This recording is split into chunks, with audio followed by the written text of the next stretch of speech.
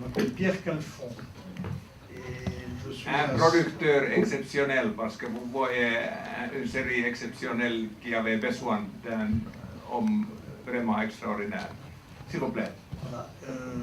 Je peux dire un peu ce qui me fait agir et créer dans le cinéma. C'est dans tous les domaines où je peux intervenir sur un sujet qui me plaît, sur un film qui se crée. J'ai fait ça toute ma vie.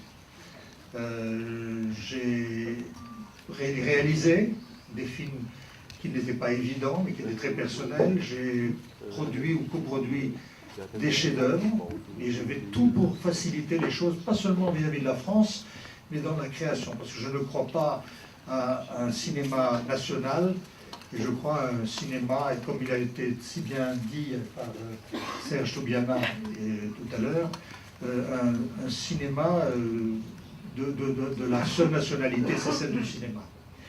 Alors, je ne vais pas vous embêter en vous parlant techniquement de cette série, mais je crois qu'il est plus intéressant de voir le personnage de Zeffirelli, c'est-à-dire de compléter par certaines anecdotes le portrait en 6 épisodes que mon cousin, Norbert Benayoun, a réalisé, et presque entièrement, puisqu'il a malheureusement eu un problème pendant le tournage, et on a terminé le film sans lui, mais c'est vraiment grâce à lui. D'abord, première chose, Jerry Lewis a commencé sa carrière en allant jouer tous les dimanches, tous les week-ends, à l'âge de 16 ans, 15-16 ans, dans le Borscht Belt, le ceinture de Borscht, c'est-à-dire toute la ceinture autour de New York, les montagnes autour de New York, où vont tous les juifs d'origine yiddish.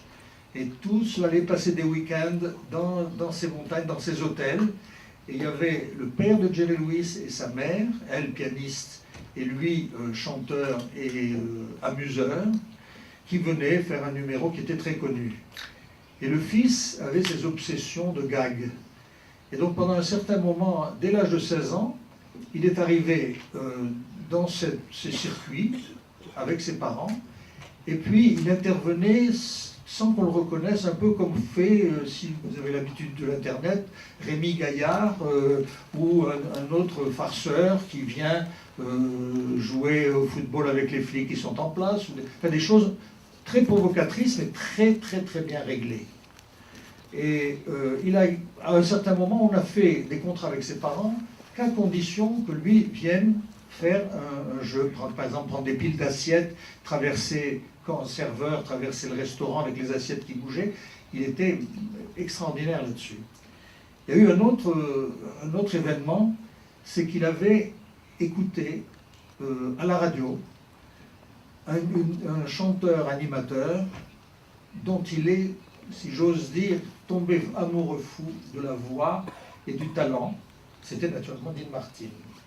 Il l'a convaincu de venir se joindre à lui pour continuer à deux ce circuit d'improvisation dans le Borscht Belt.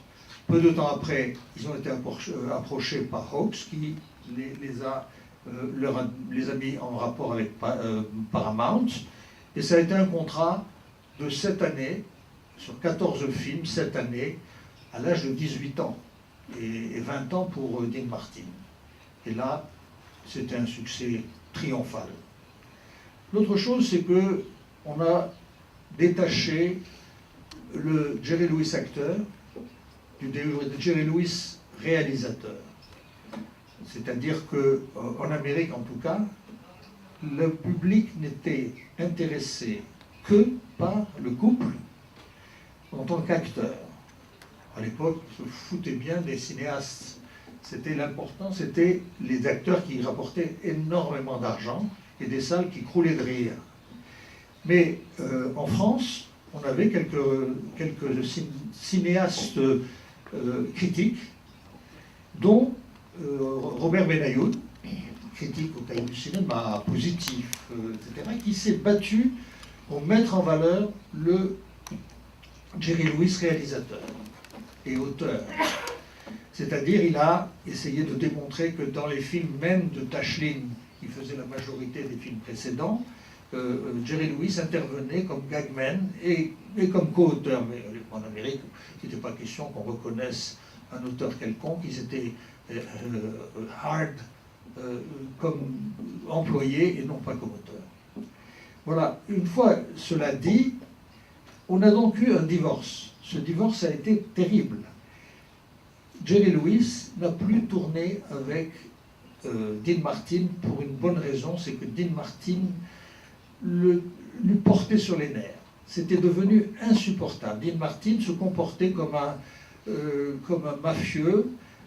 Par exemple, il faisait des tournées extraordinaires à travers les États-Unis pour jouer leur spectacle sur scène.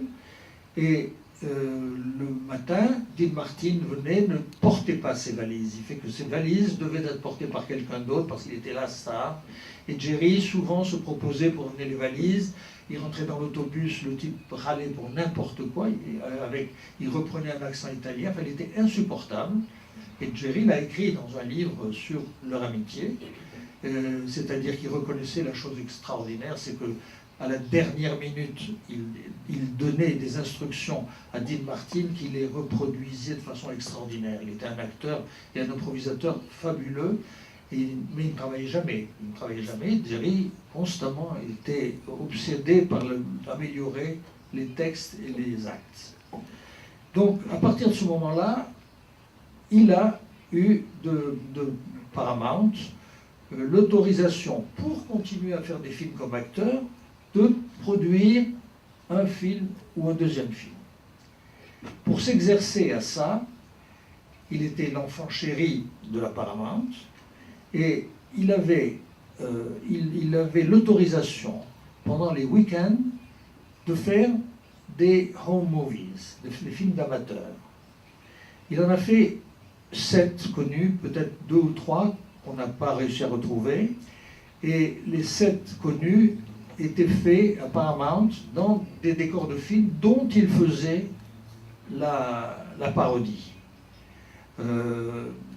Si un film, il trouvait des titres, Come Back Little Sheksa, c'était naturellement la parodie de Come Back Little Sheba.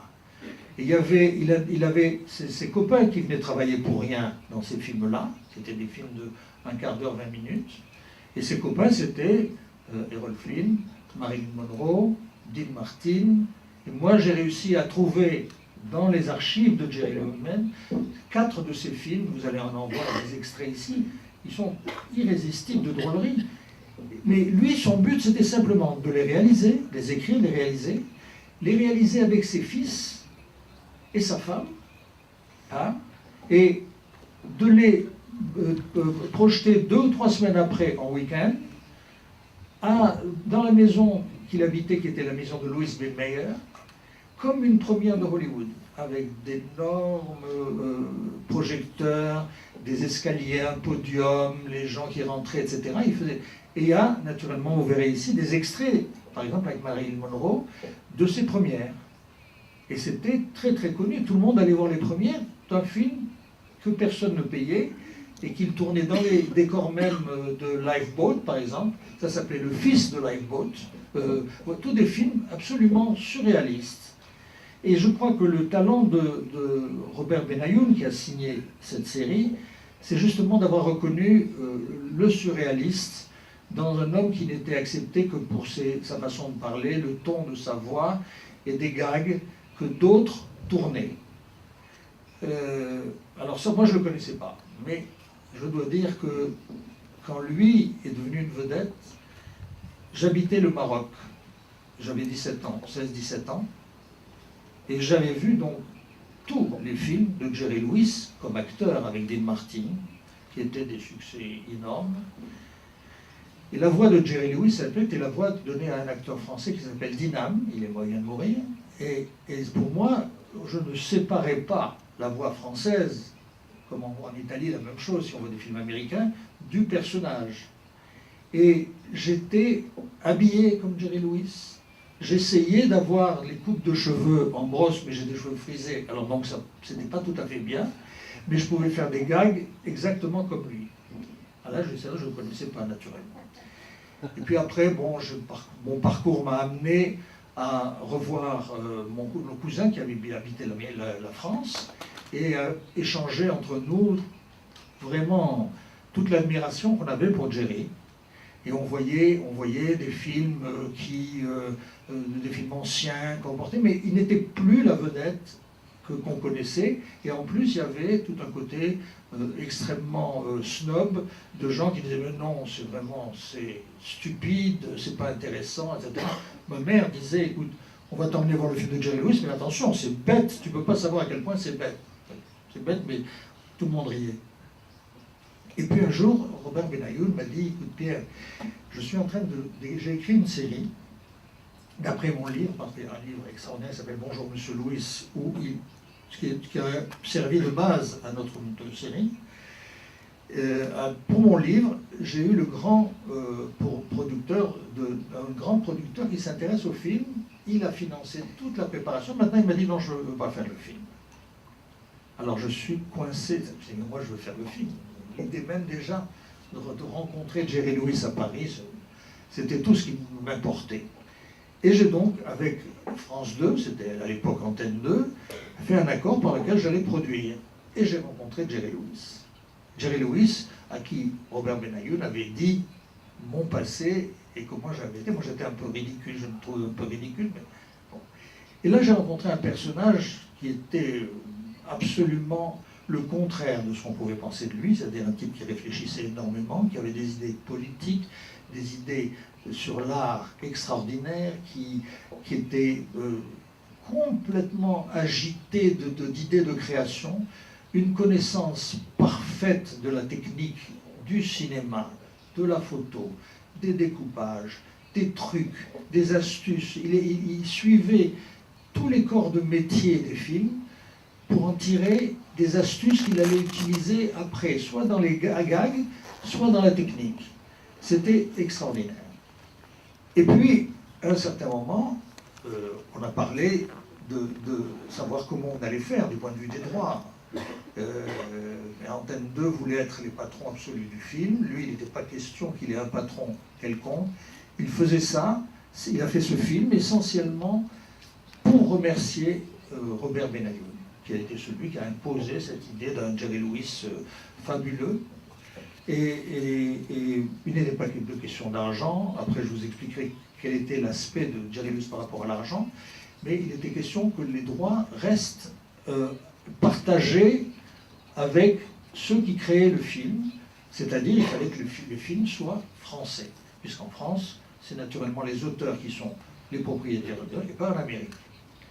Donc, il a cédé tous ses droits. Il les a cédés à la société de production, la mienne à l'époque. Et si aujourd'hui vous avez la facilité de voir le film, c'est parce que j'ai les droits. Lui n'a pas les droits. Naturellement, je l'ai vu à Cannes après lui avoir parlé au téléphone et je lui ai dit, tu sais, tu es d'accord? Il m'a dit, écoute Pierre, je t'envoie un petit mot pour dire que je suis tout à fait d'accord pour faire ça. Il a 87 ans. Mais pour moi, les droits que tu as, ils sont à toi, à tous les niveaux, parce que je sais que tu feras quelque chose que je ne peux pas être contre. Et donc voilà le personnage, c'est un personnage comme ça, et on a réalisé le film. Il est arrivé un problème, c'est que dans le livre, Robert Benayoun a détaillé tout un tas de matériel, de trucs, de plaisanteries, que Jerry avait inventé au cours de sa vie. Et c'était dans 3 grands entrepôts à Santa Monica, à Los Angeles. Et ces entrepôts, Jerry refusait qu'une personne étrangère, à lui, aille voir. Par exemple, dans cet entrepôt, il y avait la luge de Stephen Kane dans Orson Welles. Il avait acheté très cher la luge qui était accrochée au plafond. Il y avait un piano à bruit, parce que c'est lui qui avait inventé. C'était un piano, et dont il avait affecté chacune des touches à un bruit pour les bruitages. C'est-à-dire que si vous appuyez sur le La, et ben c'était le chemin de fer à petite vitesse sur le rail. Il avait tout fait ça avant même qu'on invente toutes ces histoires automatiques de bruit. Il avait accolé à une caméra 35 une caméra vidéo de façon extrêmement frustre, et il a, pour Tefugeri, c'est un de ses derniers films, il a filmé, il avait pu voir le tournage pendant qu'il filmait, puisque c'était sur la vidéo. Aujourd'hui, c'est une chose qui paraît être complètement insensée, mais jamais, jamais, il n'a essayé de vendre. Pour lui, l'idée de pouvoir vendre une de ses créations, un de ses trucs, un de ses gags, le rendait malade. Il fallait qu'il les crée, et si possible, qu'on les utilisé.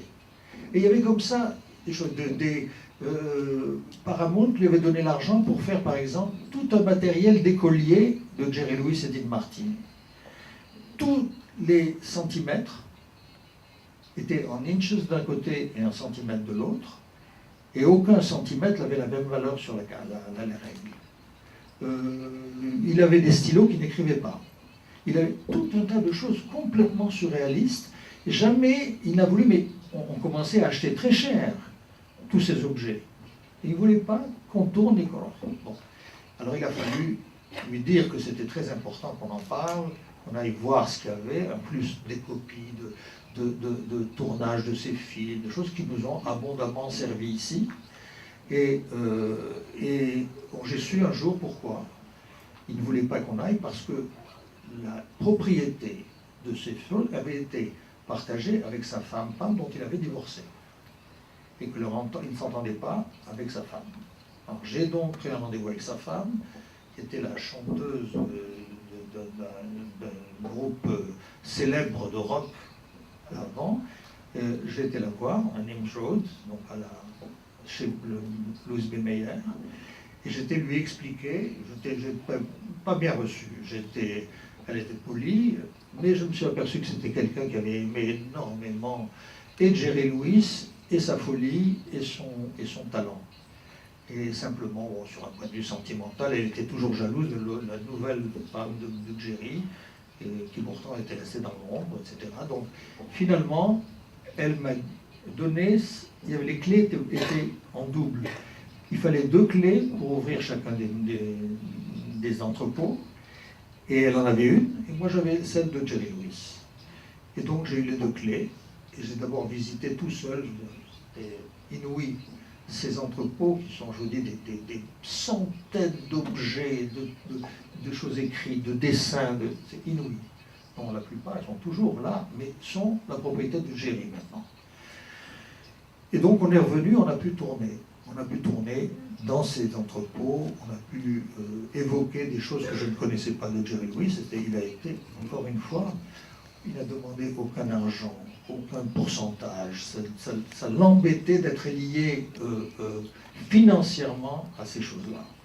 Bon, il avait eu la même attitude avec Paramount, puisque quand il a signé les contrats des films de Tashlin ou les autres, où il avait une responsabilité comme co-auteur, à condition de ne pas être mentionné dans les génériques, il a cédé, il n'a pas voulu faire d'accord.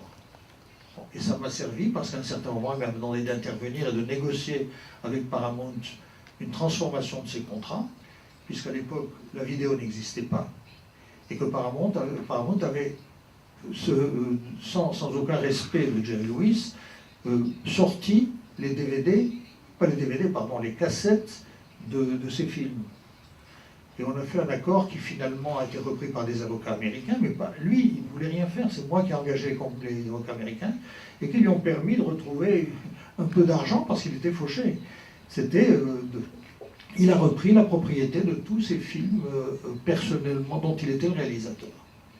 Et vous savez, si vous connaissez un peu ce qu'est la loi sur les copyrights, c'est très très difficile de venir imposer un point de vue français ou européen dans ce genre de négociation.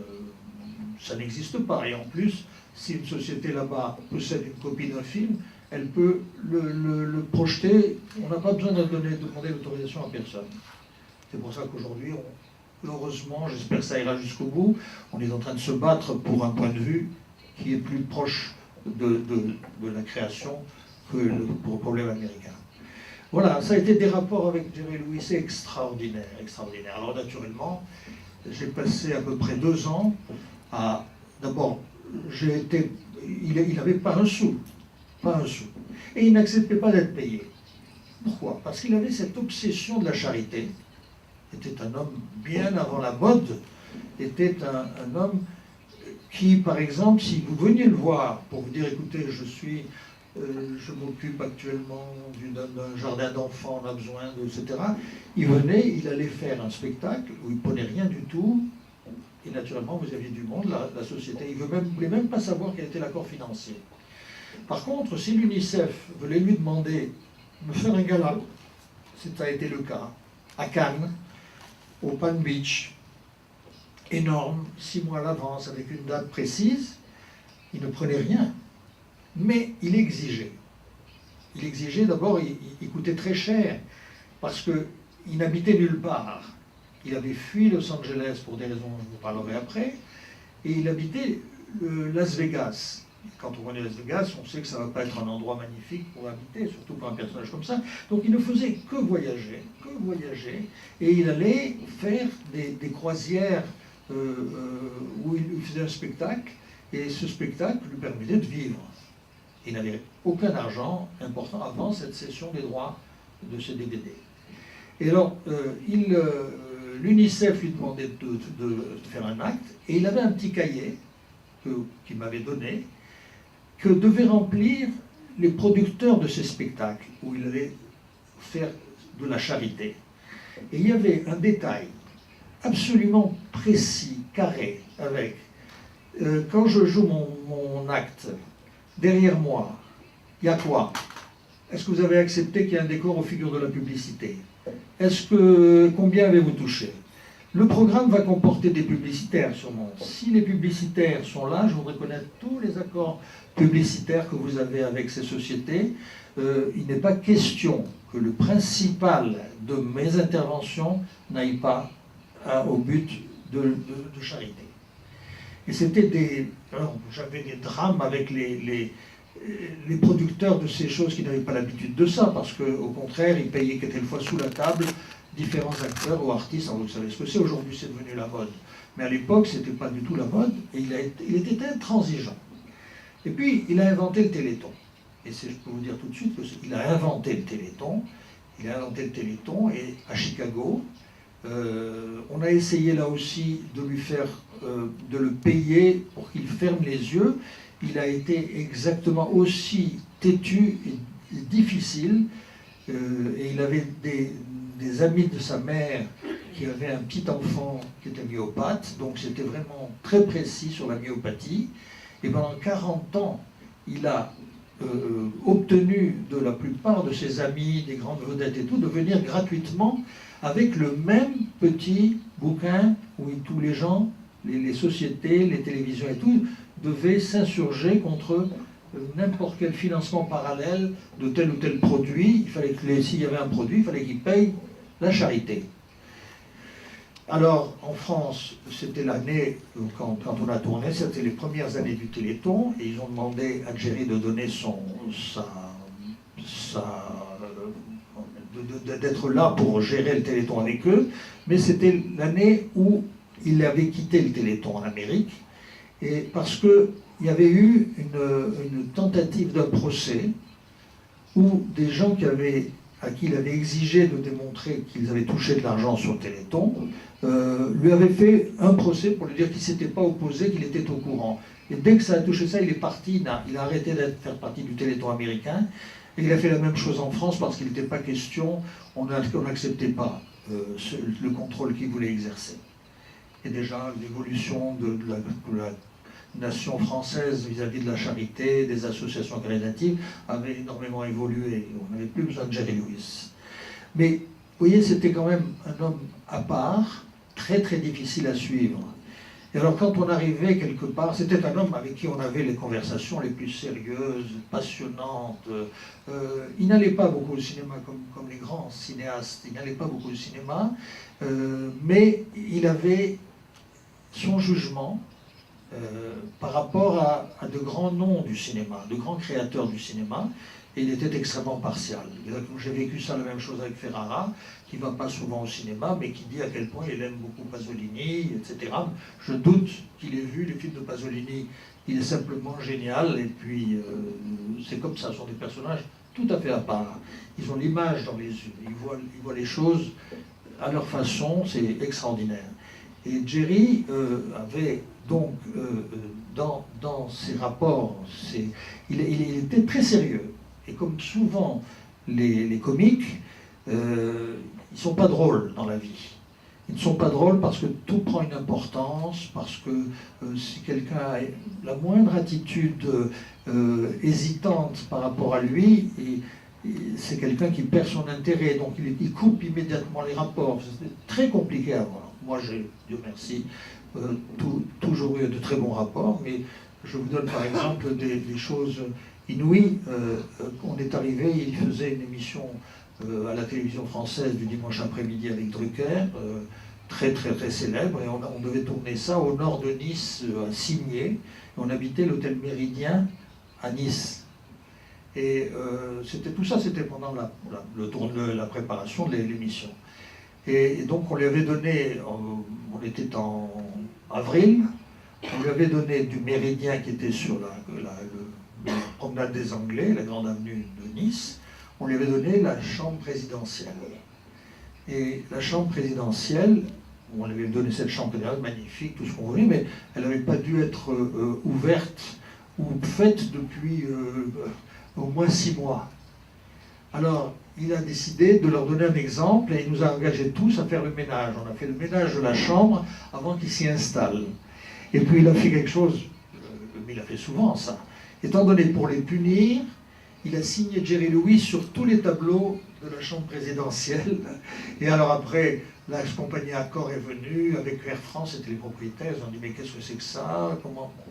Et c'était très très difficile d'encaisser ça, mais enfin, finalement personne n'a jamais fait le même procès, il a fait la même chose au Carlton, mais tout ça pour des raisons précises. Au Carlton, c'est parce qu'on lui avait refusé de lui donner un sandwich. Lui, chaque fois qu'il arrivait en France, il fallait qu'il ait un sandwich jambon-beurre.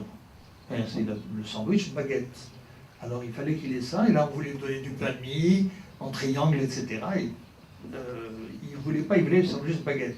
Alors il envoyait quelqu'un pour aller chercher. Enfin, c'était pas dénué de provocation, naturellement, constamment. Et à Nice, par exemple, il me dit, écoute, on va aller dans un restaurant ce soir, et tous les clients vont venir, faites-moi rire, signez-moi ci, signez-moi. J'ai pas envie ce soir de subir ça. J'ai dit, écoute, je vais me renseigner, ne t'inquiète pas, je sais comment faire. Je suis descendu chez la vendeuse de journaux de l'hôtel, et je lui ai dit, madame, il y a un restaurant, par exemple, un bistrot sympathique, où vraiment on ne voit pas des gens, des touristes, etc. On dit, oh, il y en a un super, ça s'appelle la Taverne, c'est dans le vieux Nice. Nous on y va très souvent, puis le dimanche soir, c'est dimanche aujourd'hui, vous allez avoir beaucoup de monde, il faut réserver. Alors je dis, bon, je vais le faire, etc. Puis je viens, je dis, Jerry, je peux y aller, tu veux que... Oui, vas-y, fais comme tu penses. Alors j'appelle, et elle me dit, oh monsieur, c'est complet. Je dis, madame, écoutez, soyez gentil, mais gardez ça pour vous, c'est 6 places pour monsieur Jerry Lewis. À l'époque, le nom était vraiment un grand nom. Et la dame fait, ah bon, très bien, bah, écoutez, je vais trouver un moyen, venez entre telle heure et telle heure, vous devrez peut-être attendre un quart d'heure, 20 minutes, mais en tout c'est d'accord. Alors, le soir, on y va à pied, on arrive au restaurant, c'était un tout petit restaurant, une trattoria ici, on rentre, et tout d'un coup, le patron nous regarde comme ça, et il crie, c'était lui, c'était pas une blague, c'était lui. Alors tout le monde, au lieu d'avoir la réaction habituelle dans certains restaurants où on venait lui demander les choses, les gens se sont écartés, il y a des gens qui ont accepté de se déplacer, on a eu la table, et à la table, personne n'est venu lui parler.